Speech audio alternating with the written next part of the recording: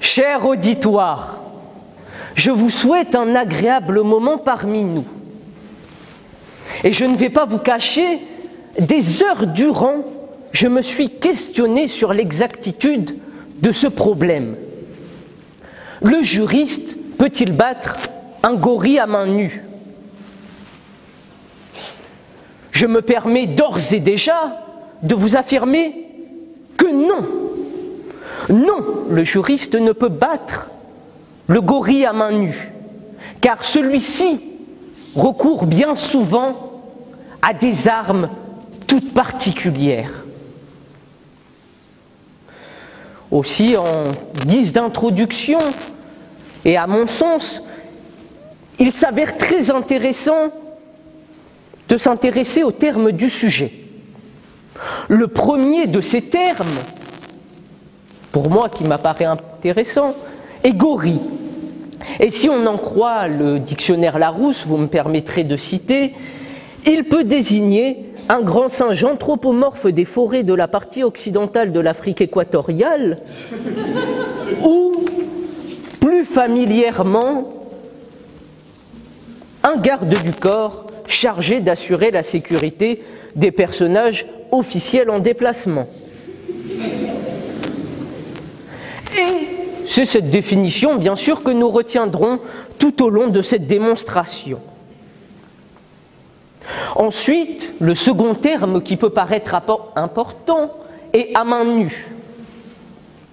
Et cela désigne le fait de se battre à la seule force de ses poings.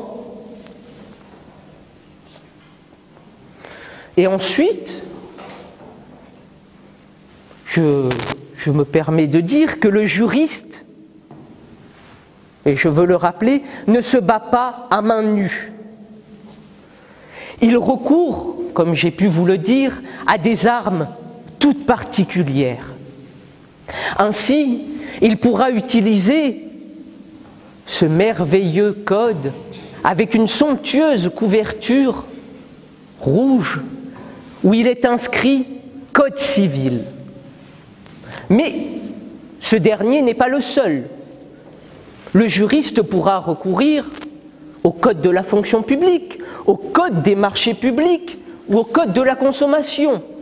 Un bon nombre de codes que certains d'entre vous découvrent aujourd'hui.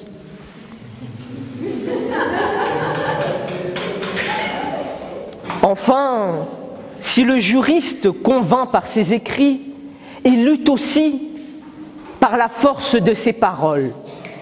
En effet, le juriste, comme tout bon orateur qu'il est, saura convaincre le gorille qu'il ne faut pas résoudre tous les conflits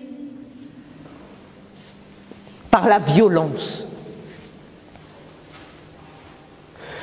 Aussi, il convainc le gorille comme il convainc une cour de l'innocence d'un individu.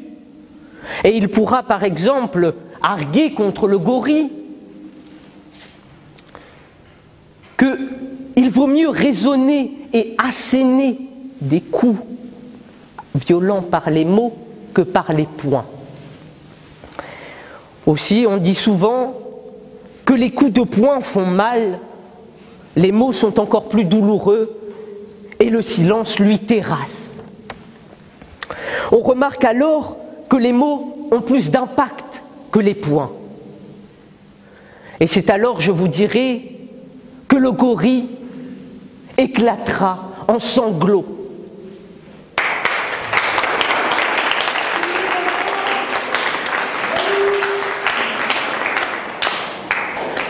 En définitive, le juriste ne se bat pas à main nue.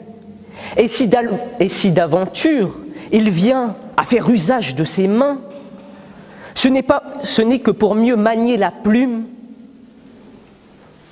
ou le marteau.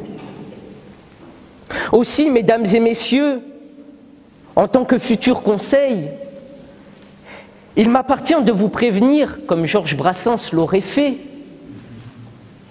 en sortant de cet amphithéâtre, de vous dire « gare au gorille ». Merci.